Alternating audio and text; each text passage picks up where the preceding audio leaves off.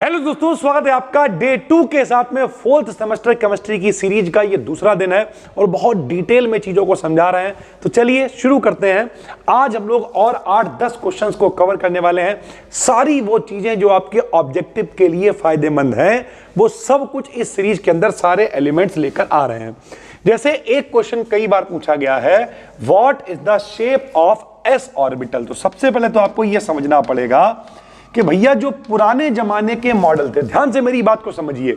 हमने आपसे कहा दुनिया में जितनी भी चीजें हैं छोटे छोटे कणों से, छोटे छोटे पार्टिकल से मिलकर बनी हैं, जिन्हें हम लोग एटम यानी परमाणु कहते हैं। जैसे ये जो पेन है, ये भी एटम यानी परमाणु से मिलकर बना है। ठीक भाई, अब ये बात कह के डाल्टन निपट लिए, लेकिन फिर बाद में और कई मॉडल आए, जिनमें से एक मॉडल था श्रोडिंगर का।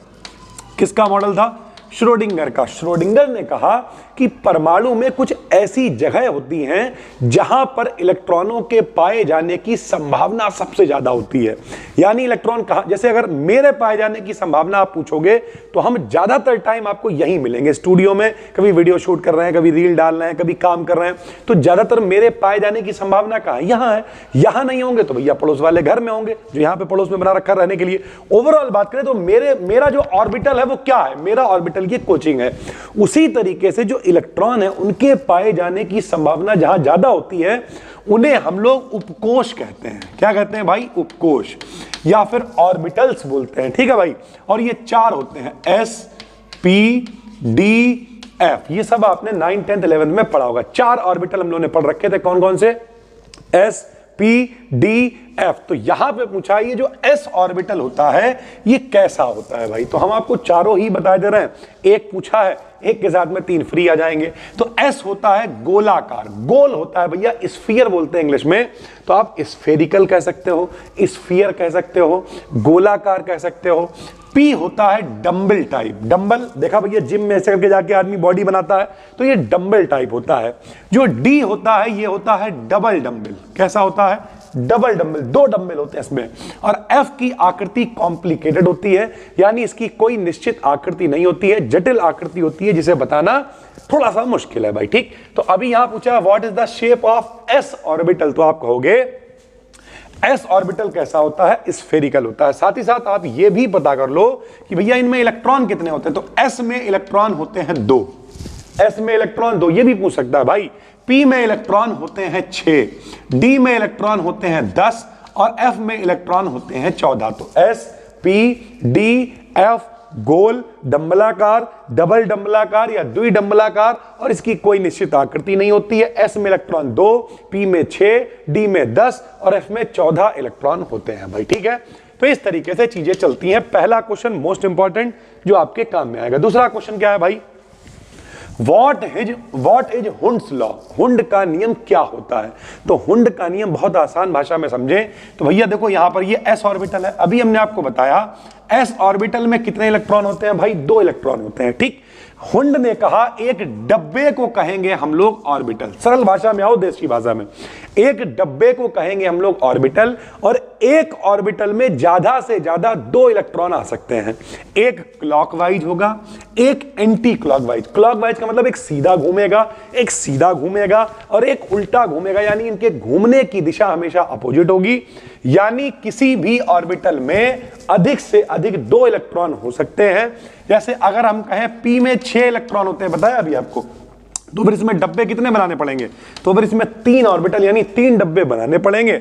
सब में एक सीधा इलेक्ट्रॉन यानी क्लॉकवाइज, मतलब सीधा घूमेगा, और 2 यानी बचे हुए जो 2 इलेक्ट्रॉन हैं, यानी जो बचे हुए 3 इलेक्ट्रॉन हैं वो एंटी क्लॉकवाइज यानी उल्टे घूमेंगे भाई। ठीक है, तो हुंड ने क्या कहा? यानी हुंड ने कहा है एक डब्बे को कहते हैं ऑर्बिटल, और एक ऑर्बिटल में ज्यादा से ज्यादा 2 इलेक्ट्रॉन रह सकते हैं, लेकिन उनकी स्पिन जो है, घूमने का तरीका जो है, वो हमेशा अपोजिट होगा भाई। ठीक, तो यही हमने लिखा है इलेक्ट्रॉन्स फिल ऑर्बिटल्स, यानी इलेक्ट्रॉन ऑर्बिटल्स को भरते हैं with the same spin before pairing, यानी पेयरिंग होने से पहले स्पिन सेम होगी। समझो भैया, हमने आपसे कहा पी में इलेक्ट्रॉन कितने हैं? बताओ, 6 इलेक्ट्रॉन हैं। तो डब्बे कितने बना रहे हो? 3 डब्बे बना रहे हो। अब एक घर में जब कन्या खाने आती हैं तो पहले तो स्पिन सेम है, पहले तो सबको एक पूरी क्लॉकवाइज, एक पूरी क्लॉकवाइज, एक पूरी क्लॉकवाइज।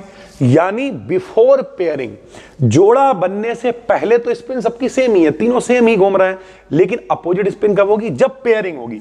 तो भैया ये चौथा वाला एंटी क्लॉक, पांचवा एंटी क्लॉक, छठा एंटी क्लॉक। तो हुंड कह रहे हैं कि भैया डब्बे में इलेक्ट्रॉन आएंगे, जब तक जोड़ा नहीं बन रहा है तब तक वो सब एक जैसे चलेंगे, लेकिन जब जोड़ा बनना स्टार्ट होगा तो अपोजिट स्पिन के साथ में भरे जाएंगे। यानी एक डब्बे में 2 इलेक्ट्रॉन, एक की भैया स्पिन सीधी होगी और एक की स्पिन कैसी होगी? उल्टी होगी भाई। ठीक, जैसे आ गया what is the shape of D orbital.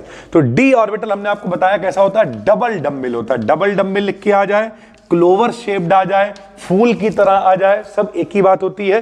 तो आप इसे क्लोवर शेप्ड भी लिख सकते हो या फिर आप लिख सकते हो डबल डम्बल टाइप होता है। कैसा होता है? डबल डम्बल शेप होता है, क्लोवर शेप्ड होता है भाई। ठीक, what is the shape of P orbital, अभी आपको बताया पी ऑर्बिटल का शेप कैसा होता है? तो डम्बल शेप होता है। What is the Aufbau principal, Aufbau का नियम क्या होता है?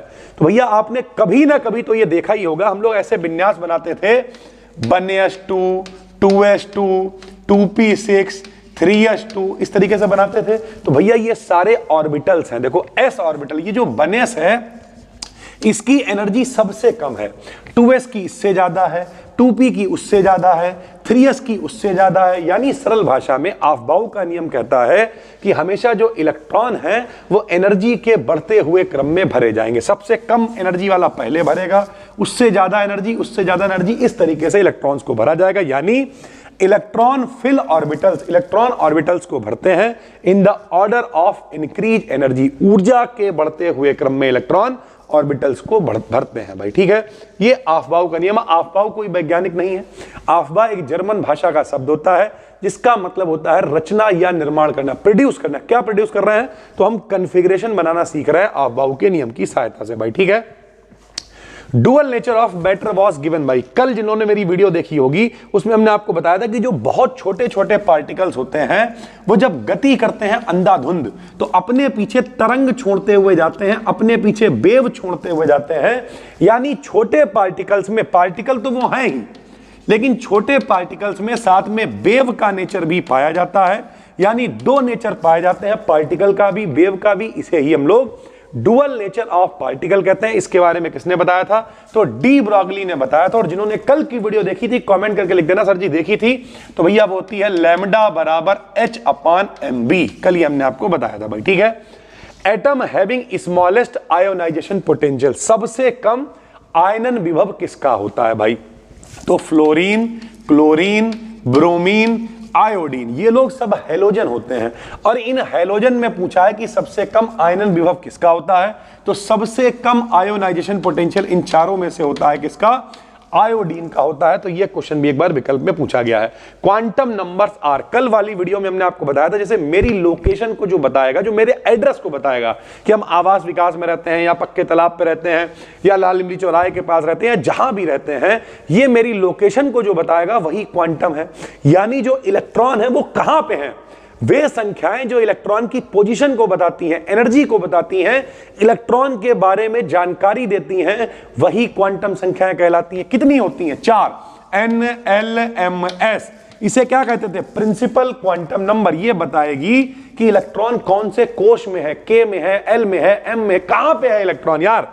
L बताएगा कौन से उपकोश में, S में है, P में है, D में है, F में है, M उसका ओरिएंटेशन बताएगा, S उसका स्पिन बताएगा कि इलेक्ट्रॉन सीधा घूम रहा है या फिर उल्टा घूम रहा है भाई। ठीक है, तो क्वांटम नंबर्स क्या है? न्यूमेरिकल वैल्यूज हैं। n की वैल्यू कभी भी 0 नहीं होती क्योंकि ये सब l n पे निर्भर करता है, m l पे निर्भर करता है, s m पे निर्भर करता है। तो अगर इसे ही 0 कर दोगे तो सारी क्वांटम संख्याएं 0 हो जाएंगी। यानी n की वैल्यू कभी भी 0 नहीं होती है। ये सब न्यूमेरिकल वैल्यूज होती हैं जो कि आपको पता होना चाहिए भैया। ठीक है, अगले क्वेश्चन की अगर हम लोग बात करें, what is the correct electronic configuration of atomic number 29? 29 बहुत बार पूछा गया है भैया। 29 नंबर का मतलब है कॉपर। समझो, कॉपर का नंबर है 29, विन्यास बनता है 1s2 2s2 2p6 3s2 3p6 3d छोड़ा 4s1। इसके बाहरी कोश में कॉपर में 1 इलेक्ट्रॉन होता है।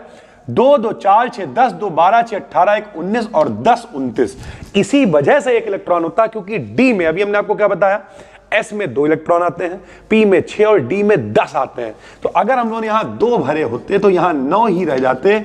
हुंड ने कहा जिसके पास पूरे इलेक्ट्रॉन भरे होंगे वो ज्यादा स्टेबल होगा, या फिर आधे होंगे वो ज्यादा स्टेबल होगा, इसलिए 1 इलेक्ट्रॉन यहां आता है, यहां आता है 4s1। इसे बिल्कुल देख लीजिए भैया, अगर आपका पेपर ऑब्जेक्टिव है तो ये क्वेश्चन आएगा। ये कैसे, आपबाउ का नियम क्या है, क्या चीजें हैं, डिस्क्रिप्शन में एक हमने लिंक डाला हुआ है, क्लिक कर लो। 2nd में हो, 4th में हो, 6th में हो, zoology, botany, physics, chemistry, math, सारा कंटेंट इकट्ठा करके सिर्फ 999 रुपए में, इंक्लूडिंग जीएसटी, टैक्स वैक्स, दुनिया भर का सब उसी में मिल जाएगा। बहुत सारा कंटेंट हम बना रहे हैं, बहुत सारा 500 प्लस वीडियोस पहले से अपलोडेड है, तो चाहो तो ज्वाइन कर लो, पूरा डिटेल में सब कुछ वहां पर मिलेगा। प्लस जिन लोगों के ऑब्जेक्टिव पेपर है, ये सीरीज ब्रह्मास्त्र 50 से ज्यादा वीडियो इसमें देंगे, मेरी गारंटी है इसके बाहर पेपर नहीं आएगा भैया, ठीक है।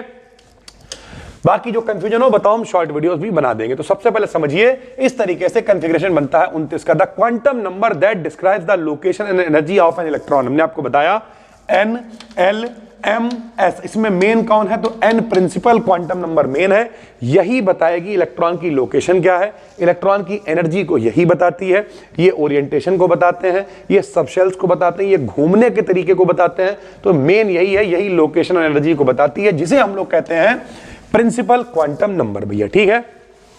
एक क्वेश्चन है, ये जरा समझिए, सीई का मतलब होता है सीरियम।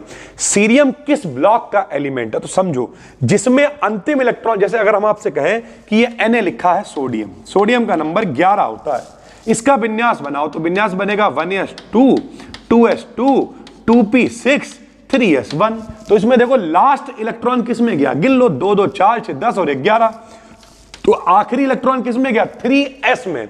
तो कोई पूछे Na किस ब्लॉक का है, तो आप कहोगे Na s ब्लॉक का है, ठीक है भाई। तो जिसमें आखिरी इलेक्ट्रॉन जिसमें जाता है, जैसे हम कहते हैं हाइड्रोजन, हाइड्रोजन का नंबर 1 बनेगा 1s1, तो s में गया यानी ये s ब्लॉक का है। तो आखिरी इलेक्ट्रॉन जिस ऑर्बिटल में जाता है वो उसी ब्लॉक का होता है। इस तरीके से जो सीरियम है वो किस ब्लॉक का है, f ब्लॉक का एलिमेंट है भाई, ठीक है। मैग्नेटिक क्वांटम नंबर हम आपको बता चुके हैं, N, L, M, S। तो इसमें से जो M है मैग्नेटिक क्वांटम नंबर है, ये क्या बताता है, तो ये ओरिएंटेशन को बताता है, अभिविन्यास को बताता है, वो रहता कैसे इलेक्ट्रॉन, इसे बताता है भाई, ठीक है। When azimuthal quantum number L = 1। अब समझिए 4 क्वांटम संख्याएं हैं, N, L, M, S।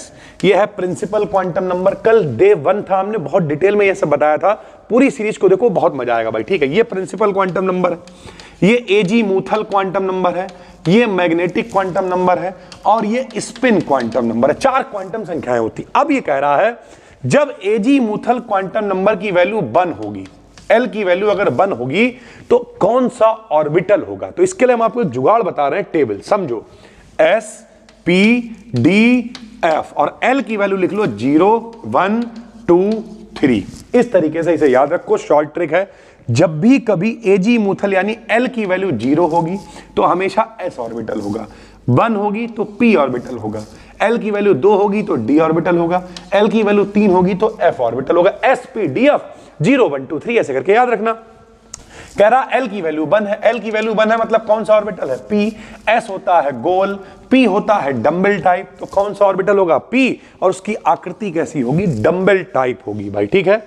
उसके बाद एक क्वेश्चन और है जो पेपर में आया हुआ है, maximum number of electron in the main class, जिनमें इलेक्ट्रॉन चक्कर लगाते हैं। सुनो, जहां पे संभावना होती है उन्हें उपकोष कहते हैं, SPDF, लेकिन जहां चक्कर लगाते हैं पुराना मॉडल उन्हें कोष कहते हैं, लिखते हैं K L M N से, और इनमें इलेक्ट्रॉन होते हैं 2 8 18 32। लेकिन ये निकलते कैसे इलेक्ट्रॉन, तो इन्हें बताया था बोरबरी ने। किसने बताया था, बोरबरी ने।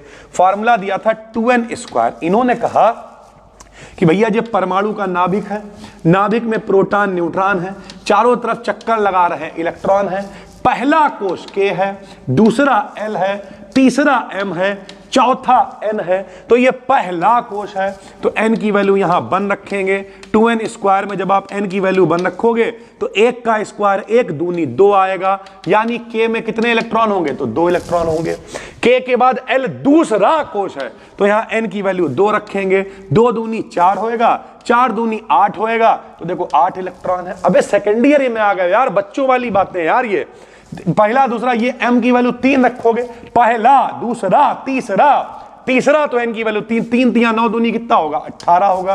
पहला दूसरा तीसरा चौथा 4 रखोगे 4 चौक 16 दूनी 32। तो इस तरीके से बोरबरी योजना दी गई जिन्होंने बताया कि जहां इलेक्ट्रॉन चक्कर लगाते हैं के एलिमेंट में उनमें कितने इलेक्ट्रॉन होते हैं, इसे 2n² से लिखते हैं भाई, ठीक है। फिर है orbitals has maximum number of electrons. D orbital में ये देखिए डी ऑर्बिटल तो अभी आपको बता चुके हैं, एस में 2 होते हैं, पी में 6 होते हैं, डी में 10 होते हैं और एफ में 14 इलेक्ट्रॉन होते हैं भाई, ठीक है। द इक्वेशन कल हमने आपको बताया था कि डेल्टा एक्स पोजीशन होती है और डेल्टा पी मोमेंटम होता है। हाइजेनबर्ग ने ये इक्वेशन दी थी, उन्होंने कहा था अगर पोजीशन निकाल लोगे इलेक्ट्रॉन की, मोमेंटम नहीं निकाल पाओगे, संवेग नहीं निकाल पाओगे, वेग नहीं निकाल पाओगे। अगर वेग निकाल लोगे तो स्थिति नहीं निकाल पाओगे। दोनों में से एक ही चीज पता होगी, इसलिए इनकी गुणा पता ही नहीं है। इन्होंने इक्वेशन दी कि दोनों की गुणा या तो बड़ी है या बराबर है h/4 के। बड़ी भी हो सकती है, बराबर भी हो सकती है, पता ही नहीं बड़ी है या बराबर है। क्यों? क्योंकि दोनों के मान एक साथ निकाल ही नहीं सकते हैं। इसे कहते हैं अनसर्टेनिटी प्रिंसिपल, हाइजेनबर्ग की अनिश्चितता का सिद्धांत। मोस्ट इंपॉर्टेंट है, यह भी पेपर में भैया आएगा, ठीक है। तो कल हमने कितने लगभग 7-8 विकल्प कवर किए थे, आज हमने कवर कर दिए हैं लगभग 10 से 12 विकल्प। हम फिर कह रहे हैं 50+ वीडियोस की ये सीरीज है, हम गारंटी ले रहे हैं आपका पेपर जो पूरा 75 में 75 विकल्प आप करके आओगे, अगर आपके पेपर डिस्क्रिप्टिव हो रहे हैं। तो हमने YouTube पे पहले भी सब पढ़ाया हुआ है और बाकी सब हमने इकट्ठा कर दिया है एक जगह पे भैया, कोई कंफ्यूजन नहीं, कुछ ढूंढना नहीं। सिर्फ 999 रुपए में, चाहे वो फिजिक्स हो, केमिस्ट्री हो, मैथ हो, जूलॉजी हो, बॉटनी हो, आपकी सेकंड में बैक है, कुछ भी सिर्फ एक बार आपको पे करना है। सब कुछ इसी के अंदर अपलोड कर रहे हैं। 500+ वीडियोस पहले से पड़ी हुई और नई बहुत सारी वीडियोस जो आपको जनवरी में ही दिखेंगी। बेहतरीन से बेहतरीन कंटेंट आपको लाके देंगे। जिन लोगों के पेपर डिस्क्रिप्टिव भी होंगे उनकी भी समस्या सॉल्व हो जाएगी, ऑब्जेक्टिव भी सॉल्व हो जाएगी, सारी PDF भी मिल जाएगी, सब कुछ इसी के अंदर मिल जाएगा इंक्लूडिंग GST। तो डिस्क्रिप्शन में लिंक है, चाहो तो क्लिक करके ज्वाइन कर सकते हो। ऑब्जेक्टिव से भी काम चल जाएगा, पूरी सीरीज बहुत डिटेल में बता रहे हैं। बाकी फ्री में अपना टेलीग्राम चैनल है, उसे जरूर ज्वाइन कर लो। जो भी वीडियोस आएंगी वहां पे शेयर कर दी जाएंगी, साथ ही साथ PDF भी आपको मिल जाएगी। फिर मिलते हैं, तब तक के लिए धन्यवाद, थैंक यू।